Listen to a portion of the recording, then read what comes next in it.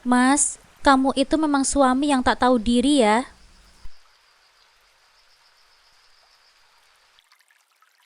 Assalamualaikum sahabat Bunda.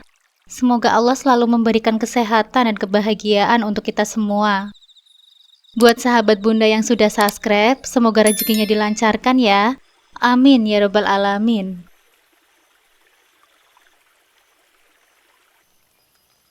Dek, bikinin aku kopi dong, pinta suamiku sambil terus asik memainkan game di ponselnya. Kopi? Memangnya masih ada? Tanyaku dengan nada bingung, karena aku tahu persediaan di rumah sudah habis semua. Kalau sudah habis, kenapa nggak beli lagi? Jawabnya dengan santai, tanpa mengalihkan perhatian dari layar ponselnya. Mas, kamu mikir nggak sih, semua kebutuhan sudah habis semua. Bahkan beras pun sudah nggak ada lagi. Balasku dengan suara sedikit meninggi, merasa kesal dengan sikapnya yang acuh. Loh, kok cepet banget sih habisnya? Katanya tanpa rasa bersalah. Ya Allah mas, sekarang sudah akhir bulan. Harusnya kamu juga mikir itu mas. Semua kebutuhan kita harus dibeli sekarang mas. Ujarku sambil menyodorkan catatan belanjaan. Dia menerimanya dengan ekspresi yang masam, bahkan terkesan kasar. Kamu itu nggak bisa hemat ya Rima? Beras 25 kilo kok bisa habis dalam sebulan? Harusnya masih sisa dong. Pasti itu karena anakmu Faza kan yang makannya banyak, ucapnya dengan ketus, menusuk perasaanku. Aku hanya terdiam, menahan diri untuk tidak membalas. Suamiku selalu saja mengungkit soal Faza. Ya, Faza memang bukan anak kandungnya. Dia adalah anak dari pernikahan pertamaku. Setelah menikah dengan Mas Kiki, aku sudah berstatus janda. Pernikahan pertamaku dengan Mas Sofyan, ayah Faza, hanya berlangsung singkat. Saat Faza berusia 2 tahun, Mas Sofyan meninggal dunia akibat terjatuh dari gedung saat bekerja sebagai kuli bangunan. Hidupku saat itu seperti runtuh. Sepeninggalan Mas Sofyan, aku harus berjuang sendirian menghidupi Faza. Semua pekerjaan aku lakukan, dari mencuci pakaian orang hingga menjadi asisten rumah tangga. Namun penghasilan yang kudapatkan hanya cukup untuk makan kami sehari-hari. Puncaknya adalah saat bapakku sakit keras dan kami tidak punya uang untuk membiayai pengobatannya, dan adikku Bagas juga terancam putus sekolah. Aku merasa dunia benar-benar menghimpitku. Dalam keputusasaan, aku memutuskan untuk menjadi TKW demi membantu keluargaku. Awalnya ibu tidak setuju, tapi akhirnya beliau mengizinkan setelah melihat tekadku yang bulat. Aku pun berangkat ke Arab untuk mengubah nasib. Namun tiba-tiba lamunanku buyar saat Mas Kiki tiba-tiba membentakku dengan suara keras. Heh, kamu dengar nggak sih?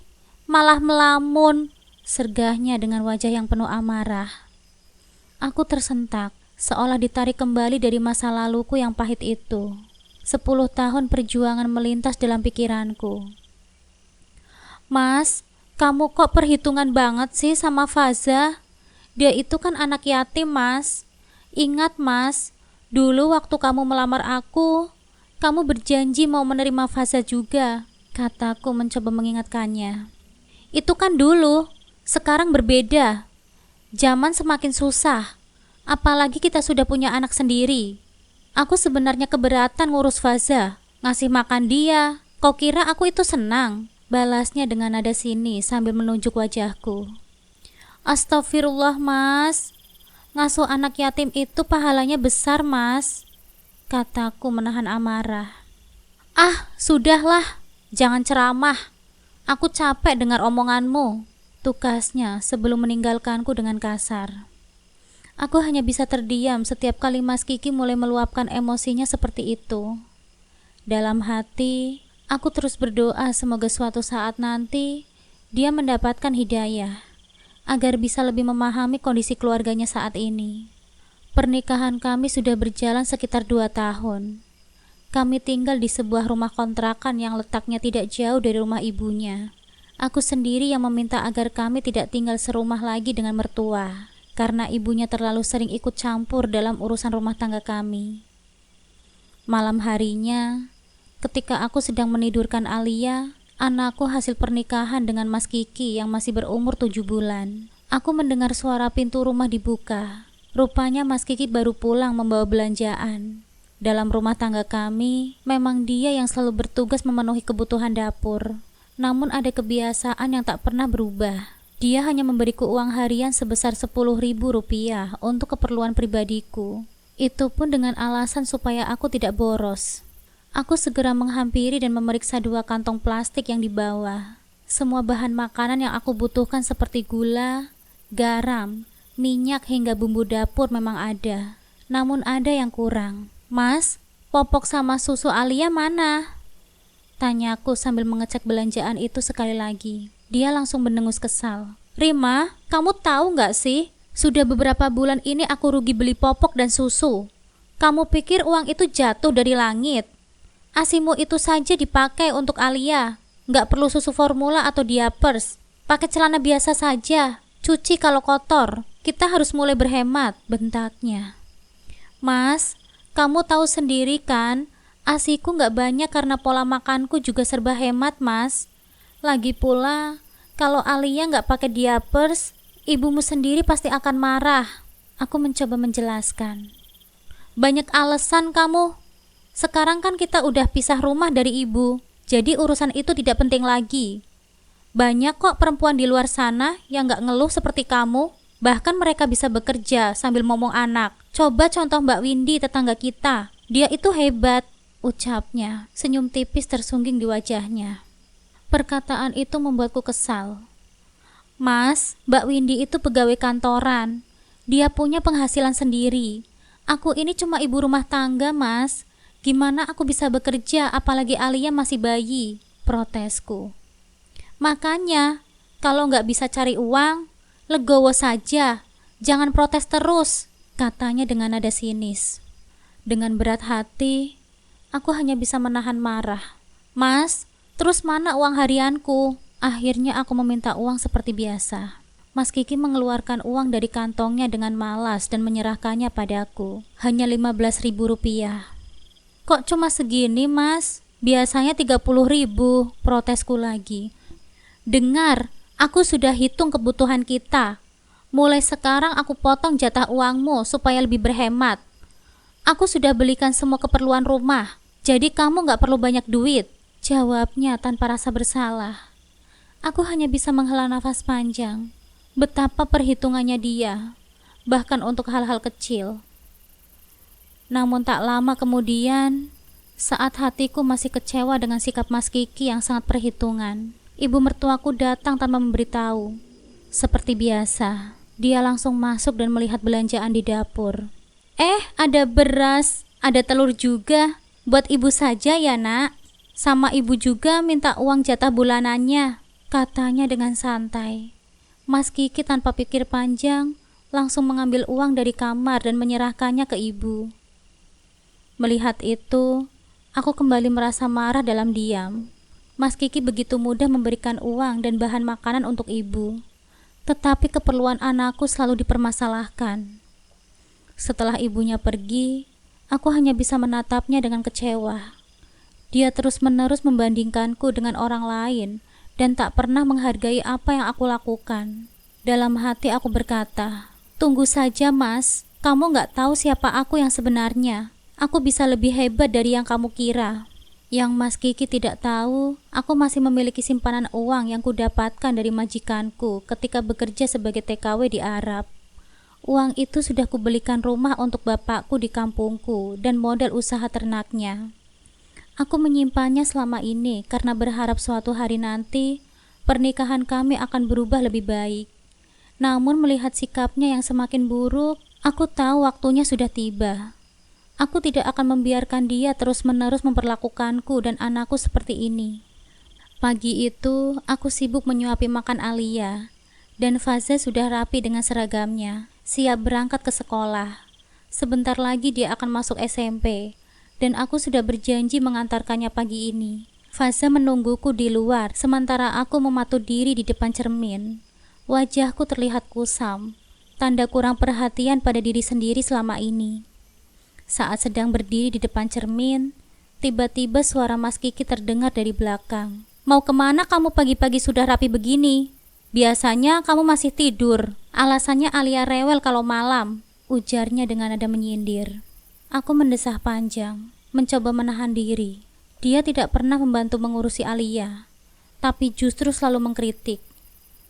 Mau kerja, Mas? Jawabku dengan singkat. Nada suaraku jelas memperlihatkan kekesalan. Dia berhenti sejenak, lalu tertawa sinis. Apa? Kamu mau kerja? Kok dandan segala pakai bedak? Buang-buang bedak saja.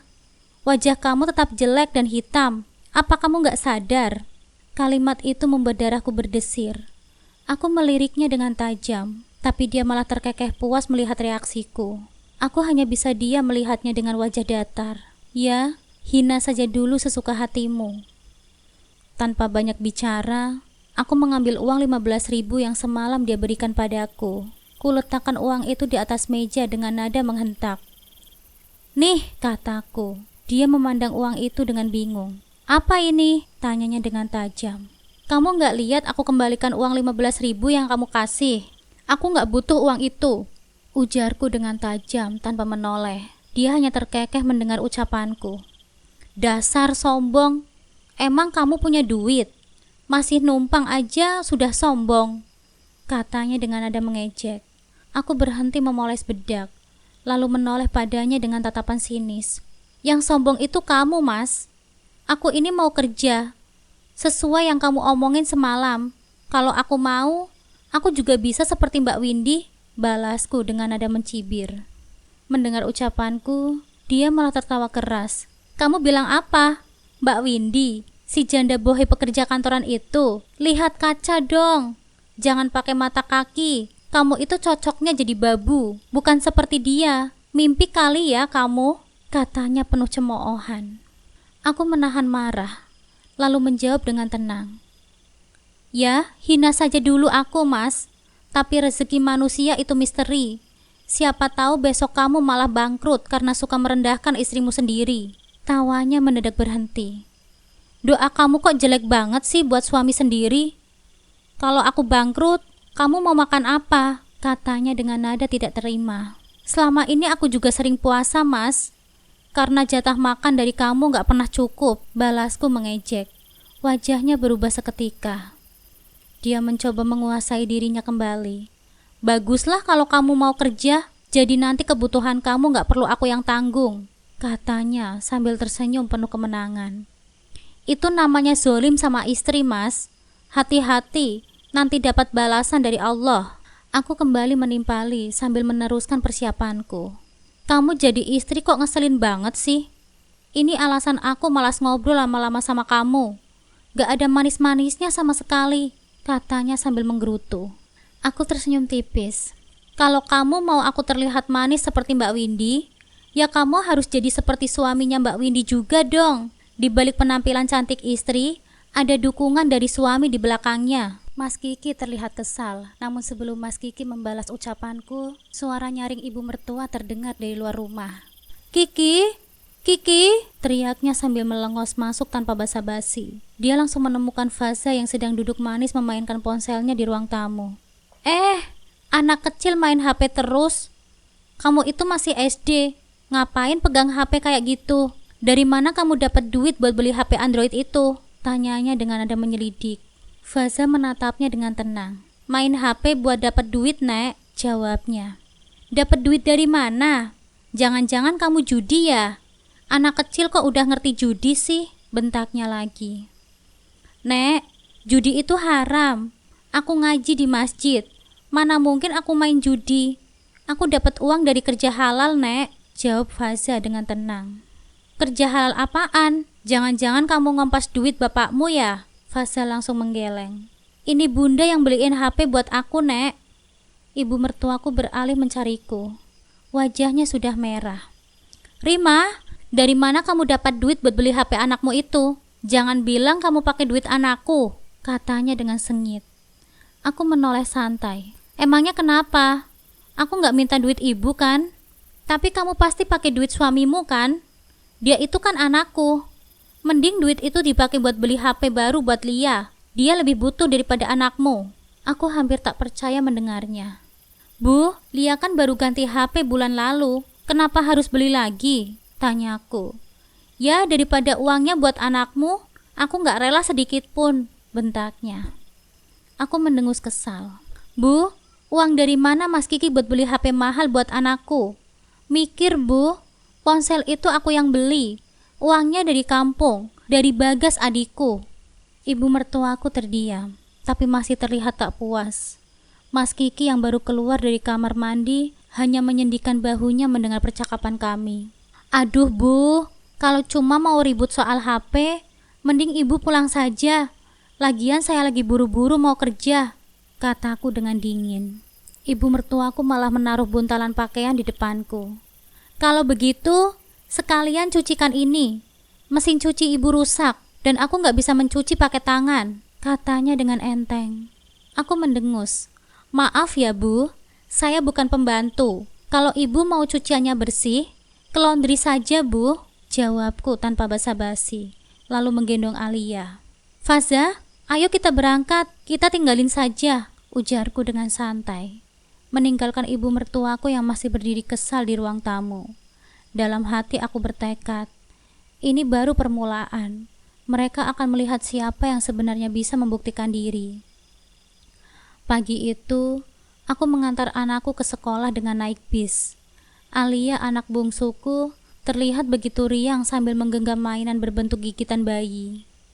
Bunda, saldo Faza sudah tembus Rp1.500.000. Faza mau beli laptop sekalian ganti handphone ya, ujarnya penuh semangat.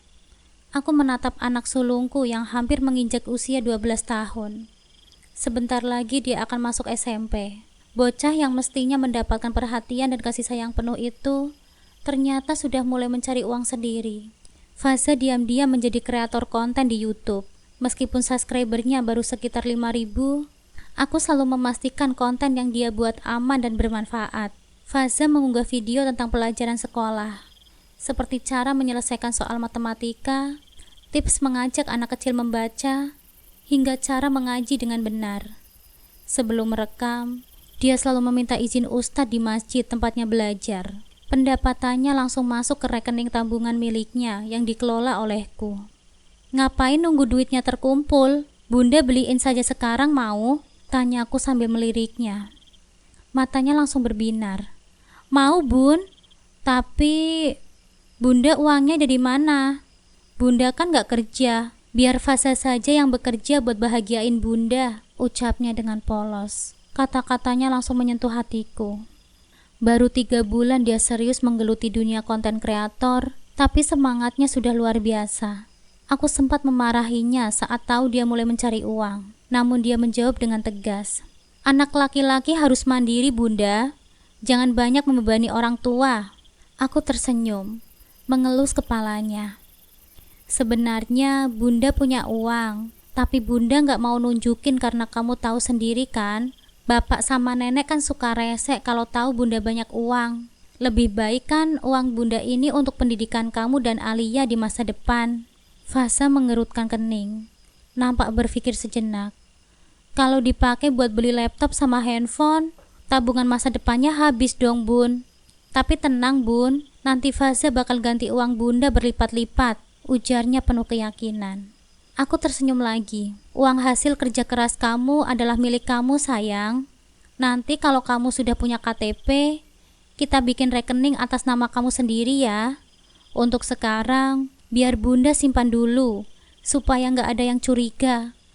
Kalau uang Bunda, insya Allah cukup untuk masa depan kamu berdua sekaligus buka usaha. Kita harus bekerja sama ya. Faza akhirnya mengangguk, dan aku membisikkan sesuatu ke telinganya. Wajahnya berseri-seri mendengar rencanaku. Setelah memastikan dia masuk ke sekolah dengan ceria, aku berjanji nanti sore kami akan pergi membeli laptop dan handphone yang dia butuhkan. Anak itu terlihat begitu bahagia. Aku duduk di warung kecil tak jauh dari sekolah sambil memesan segelas es teh manis. Tak lama, pelayan datang membawakan pesananku. Aku tertegun sejenak. Nabila, ini kamu? Tanyaku pada gadis muda yang membawa gelas itu. Dia terkejut melihatku. Mbak Rima, apa kabar Mbak? Baik, Kamu kerja di sini sekarang? Tanyaku dengan heran. Nabila adalah tetanggaku di kampung dulu, sekaligus teman main adikku, Bagas. Dia mengangguk, tetapi sebelum sempat berbincang lebih jauh, suara keras memanggilnya. Aku hanya bisa mengamati dari kejauhan bagaimana majikannya memarahi Nabila dengan kasar karena piring yang pecah. Kerja saja nggak becus, berani-beraninya minta gaji.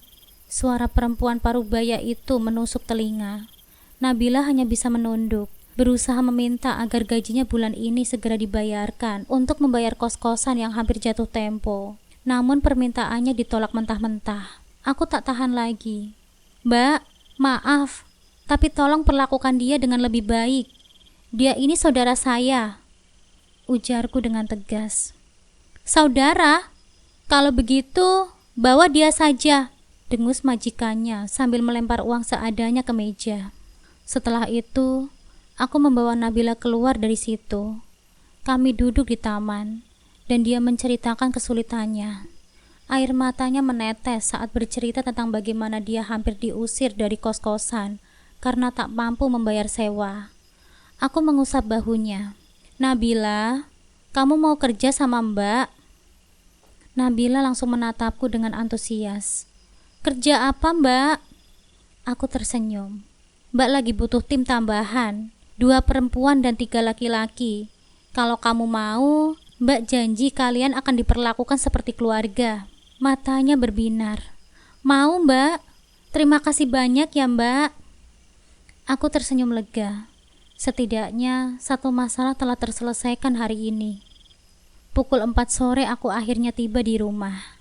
Baru saja melangkahkan kaki masuk, suara ibu mertuaku langsung menyerangku, membuat lelahku semakin terasa. Hebat ya, baru pulang sore begini, kamu gak mikir suami kamu apa? Ucapnya dengan nada tinggi. Aku dan Faza membawa belanjaan yang cukup banyak. Ibu mertuaku menatap tas-tas belanjaan itu dengan mata yang membelalak. Dari mana saja kamu, Rim? Hardiknya. Bunda, aku masuk dulu ya. Makasih ya, Bun, ujar Faza sambil berlalu ke kamarnya, membawa tas yang berisi gawai dan laptop barunya, mengusap kepala anakku sebelum ia berlalu. Ibu nungguin aku pulang ya? Ada perlu apa, Bu? Tanyaku, berusaha menjaga nada tetap tenang meskipun hatiku sudah terasa panas. Ini rumah anakku yang bayar sewa, jadi terserah aku dong mau apa di sini. Kamu gak masak, nasi cuma sedikit, biasanya kan banyak.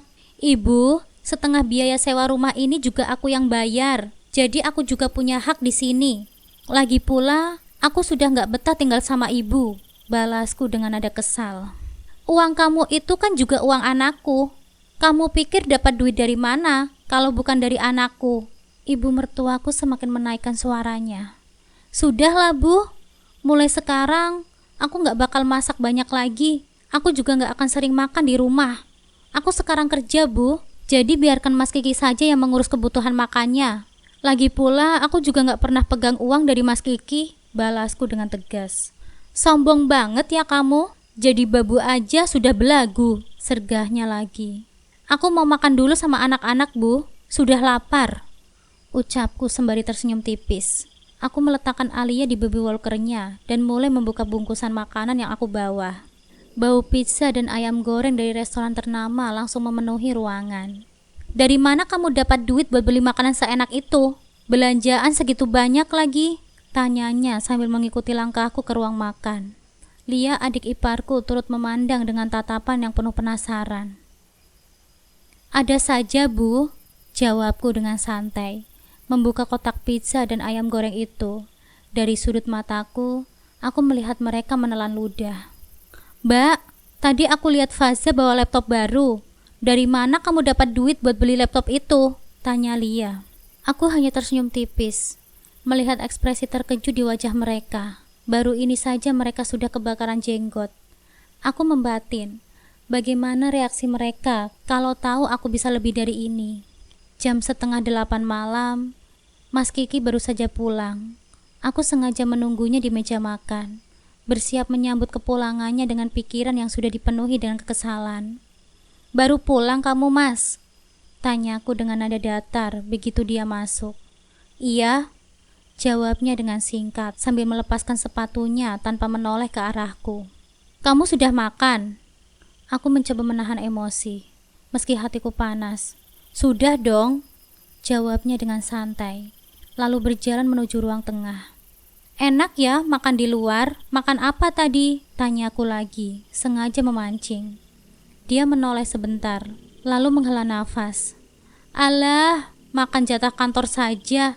Lagian tadi pagi aku sudah belanja ke tukang sayur, beli ikan asin buat kamu masak. Besok aku beli telur deh buat tambahan. Sakit rasanya mendengar kata-katanya. Dia menikmati makanan enak di luar sana. Sementara aku dan anak-anak hanya dijatah ikan asin. Kesabaranku akhirnya habis. Dengan penuh emosi aku melanjutkan pertanyaanku. Aku sudah tahu semuanya, Mas. Selama ini aku diam karena mungkin kamu kira aku nggak tahu apa yang kamu lakukan di luar. Enak ya kamu traktir teman sana-sini, lalu dipuji teman-temanmu. Terus dengan wanita lain tanpa malu kamu sering kirim pesan-pesan merayu. Aku tahu semuanya, tapi aku diam, Mas, karena aku nggak mau memperkeruh keadaan. Tapi sekarang aku sadar, kamu nggak akan pernah berubah kalau aku terus menutup mata. Kiki nampak salah tingkah. Rima, kamu salah paham. Itu cuma... Aku langsung menyelanya. Mas, cukup. Aku nggak butuh penjelasanmu. Mulai sekarang, aku hanya fokus pada diriku sendiri dan anak-anak. Kalau kamu masih merasa aku nggak pantas dihargai, itu urusanmu, Mas. Dengan penuh ketegasan, aku berkata, sepertinya aku nggak bisa lagi masak siang hari buat kamu, Mas. Sementara Mas Kiki menatapku dengan dahi mengerut. Kenapa? Tanyanya penasaran. Mulai besok aku sudah bekerja. Aku mau fokus ke pekerjaanku. Jawabku dengan tenang. Dia menarik kursi, lalu duduk di sebelahku dengan ekspresi tidak percaya. Kerja? Kamu sudah dapat kerja? Kerja apaan? Jangan-jangan kamu jadi babu ya? Tanyanya bertubi-tubi, seperti meledak. Kerja yang halal, Mas. Mau jadi pembantu atau apapun itu, yang penting itu halal. Lagi pula aku perlu kerja biar bisa beli susu dan popok buat Alia. Sahutku dengan nada ketus. Wajahnya langsung memerah. Dia memajukan bibirnya nampak mengejek. Kalau nggak mau kerja juga nggak apa-apa. Suruh saja Alia pakai celana bekas cuci kering. Dan kamu usahain ASI kamu keluar. Biar hemat kan? Aku mendengus, menahan amarah. Gimana caranya ASI aku bisa keluar kalau aku cuma makan ikan asin setiap hari, Mas? Ikan segar yang kamu beli cuma 4 potong. Itu pun aku cuma dapat setengah potong buat makan siang dan makan malam. Duit kamu simpan sendiri, jadi mending aku kerja saja. Dia tertawa sinis. Enak banget hidup kamu ya, udah kerja sana. Biar tahu rasanya cari duit, malah bagus. Aku nggak perlu repot-repot lagi ke pasar atau beli sayur. Kebutuhan rumah tangga kita juga pasti lebih ringan. Aku terdengun mendengar jawabannya. Benar-benar keterlaluan. Padahal memberi nafkah itu adalah kewajibannya. Oh, kamu seneng banget ya kalau aku kerja, Mas? Oke, terserah. Tapi aku nggak ikhlas nafkahku jadi tanggung jawab orang lain. Biarin aja dosanya kamu yang tanggung. Ucapku dengan dingin. Kamu sendiri yang mutusin mau kerja. Aku nggak pernah paksa kamu untuk bekerja. Tapi kalau kamu mau ongkang-ongkang kaki di rumah, ya harus ikut aturan aku. Karena yang kasih makan kamu itu aku. Aku menatapnya dengan tajam. Rasa kasih sayangku padanya perlahan memudar. Apalagi saat teringat bagaimana dia lebih memilih mentraktir teman-temannya. Sementara aku, Faza dan Alia sering diabaikan. Ya sudah, aku pilih kerja saja. Lagi pula, majikanku itu baik, kataku sengaja. Memangnya jadi pembantu itu bisa bawa anak? Tanyanya lagi, seolah ingin mencari celah untuk menjatuhkanku. Bisa dong, aku sudah bilang, majikanku itu baik. Bahkan dia cerita kalau dia pernah disakiti oleh suaminya sendiri. Lebih parahnya lagi, suaminya suka mentraktir teman-temannya. Sementara istrinya sendiri dibiarkan kekurangan. Makanya dia harus kerja keras demi anak-anaknya. Mas Kiki terlihat gusar. Kamu itu lagi nyindir aku ya? Aku tersenyum tipis. Terserah kamu mau merasa tersindir atau tidak. Yang jelas, aku sudah bosan hidup begini terus, Mas. Keesokan paginya, Ingatanku kembali kepada kejadian tadi pagi saat aku meninggalkan Mas Kiki yang sedang bersiap untuk sarapan. Ada be- ada perasaan puas yang tak terlukiskan melihat raut kecewanya. Biasanya aku yang selalu menjadi pihak yang kecewa. Namun ini baru permulaan. Masih banyak kejutan manis lainnya yang telah aku persiapkan untuknya dan keluarganya. Aku duduk santai di ruang tamu sambil membuka ponselku. Rasanya menyenangkan menjadi pemilik bisnis peternakan di rumah. Siapa sangka menjadi bos bisa seseru ini. Dulu aku bahkan tidak pernah terfikir untuk membuka usaha. Uangku hanya dibiarkan untuk mengendap di bank. Sementara sebagian kecil aku berikan untuk usaha bapak dan Bagas di kampung.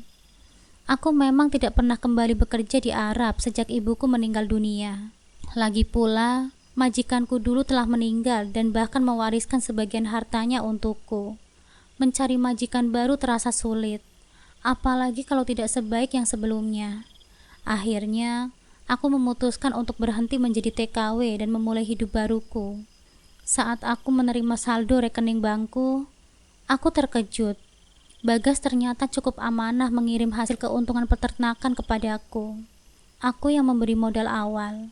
Tak heran Nabila karyawan sekaligus tetanggaku di kampung naksir berat pada Bagas. Tapi adikku itu sok jual mahal, membuat Nabila harus kuliah lebih dulu agar bisa menarik perhatiannya. Di sela kebahagiaanku akan keberhasilan bisnisku, kejadian hampir 2 tahun yang lalu kembali teringat ketika aku pertama kali berkenalan dengan Mas Kiki. Waktu itu dia mengatakan bahwa dia masih lajang. Namun setelah kami menikah, dia baru mengakui bahwa sebenarnya sudah bercerai. Aku mendesaknya karena menurut kabar dari tetangga, dia adalah duda tanpa anak. Tentu saja aku marah karena dia tidak jujur sejak awal, meskipun dia meminta maaf berkali-kali. Dia berjanji akan menyayangi aku dan menganggap Faza sebagai anaknya sendiri. Aku tak tahu alasan pasti di balik perceraian Mas Kiki. Yang pasti dia datang mendekatiku saat tugas di kampungku. Kami bertemu, dan beberapa kali dia memujiku karena menurutnya aku cantik. Aku merasa sangat senang pada saat itu. Aku hanya fokus pada Faza dan sesekali membantu mengurus ternak tanpa ada niat untuk menikah lagi. Dek, maukah kamu menikah denganku? Aku tidak punya apa-apa, hanya cinta yang bisa aku berikan. Setelah menikah, aku berjanji akan memenuhi kebutuhanmu dan Faza. Faza akan sekolah di kota, dan kita akan membimbingnya menjadi anak yang soleh. Ujarnya suatu hari. Hatiku berbunga-bunga mendengarnya, karena dia dengan tulus ingin menikahiku, seorang janda. Ah, kamu serius, Mas? Aku kan hanya seorang janda dengan anak, Mas, dan tidak punya apa-apa, jawabku waktu itu. Bukankah ternak sapi dan kambing itu milik keluargamu? Tanyanya. Bukan, itu milik tetangga, Mas. Bapak hanya diamanahi untuk menjaga. Kami keluarga miskin, Mas. Tidak punya apa-apa, jawabku sambil berpikir. Sebenarnya aku ingin mengerjainya saja dan memberikan kejutan saat kita menikah, karena aku punya sedikit tabungan yang tidak bisa diketahui oleh Mas Kiki. Oh, katanya dengan singkat, dengan ekspresi datar. Sejak saat itu, komunikasi kami terputus. Bagas adikku menasehatiku untuk tidak memberitahukan apapun mengenai asetku kepada Mas Kiki. Mungkin dia bukan orang yang bisa dipercaya. Dan setelah menikah pun aku harus waspada. Aku hanya mengiyakan nasihat Bagas. Tanpa disangka, Mas Kiki datang bersama keluarganya untuk melamarku. Dan akhirnya aku menikah dengannya. Setelah menikah, barulah aku tahu bahwa dia bukan seperti yang dia tunjukkan. Meski merasa tertipu, aku memilih untuk menerima keadaan dan memberikan kesempatan, terutama karena saat itu aku sedang hamil. Ah, kenangan itu sangat menyakitkan dan meninggalkan luka kecil di hatiku. Tapi aku segera sadar, aku harus bangkit dan berjuang demi anakku. Aku harus mengubah cara pandangku dan fokus pada usaha. Tidak perlu berharap banyak pada suami yang tidak layak seperti Mas Kiki. Tok tok tok, aku terkejut saat lamunanku buyar oleh ketukan pintu. Mbak Rim, terdengar suara Nabila. Masuk Nabila, jawabku. Lalu kupersilahkan dia duduk. Ini brosur yang Mbak minta, katanya sambil menyerahkan brosur itu kepadaku. Aku tersenyum padanya. Terima kasih ya Nabila. Aku melihat-lihat mobil yang akan aku beli setelah menyewa 2 ruko dan memesan pakaian dalam jumlah besar. Bisnisku mulai berjalan. Aku membuka bisnis pakaian wanita, anak-anak, dan pria dengan harga yang terjangkau dan bersaing. Keuntungannya tidak besar, tapi cukup untuk membuat barang-barang laku dan uang bisa diputar. Aku menjalankan 2 bisnis, secara online dan offline. Untuk online, sudah ada operator yang bekerja. Sementara aku dan Nabila sedang mencari anggota untuk bekerja di toko. Nabila menjadi asistenku karena kami cukup dekat. Dulu dia sering curhat tentang perasaannya kepada Bagas, meskipun Bagas tidak pernah menanggapinya. "Menurutmu yang mana ini, Bil?" tanyaku. "Kayaknya yang ini, Mbak," jawabnya. Aku melanjutkan untuk melihat-lihat mobil yang akan aku beli. Aku berencana membeli 2 mobil, satu untuk pribadi dan satu lagi untuk kendaraan operasional.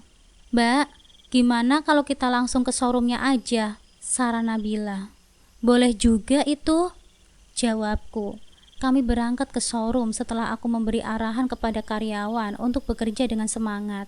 Alia sedang tidur dan dijaga oleh babysitter.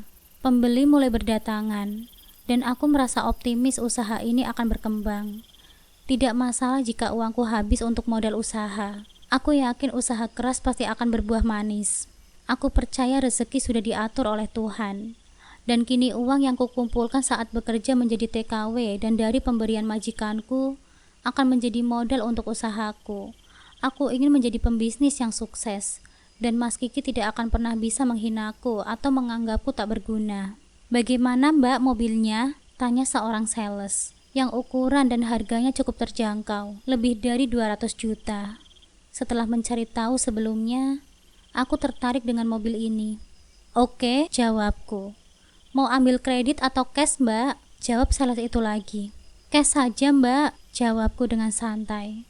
Rasanya menyenangkan memiliki uang dan tak perlu khawatir tentang apapun, termasuk makan karena uang selalu ada di genggamanku. Aku membuka aplikasi media sosial dan memposting beberapa foto mobil dengan caption namun dengan akun palsu yang sengaja aku buat untuk memata-matai Mas Kiki. "Galau mau ambil yang silver atau yang black ya?" Foto diriku yang diambil oleh Nabila dari belakang hingga hanya punggungku yang terlihat sambil menunjuk 2 mobil juga aku unggah. Aku terlihat berbeda, lebih glamor dan berkelas dibandingkan jika bersama dengan Mas Kiki. Beberapa saat setelah posting, komentar masuk dari akun Mas Kiki.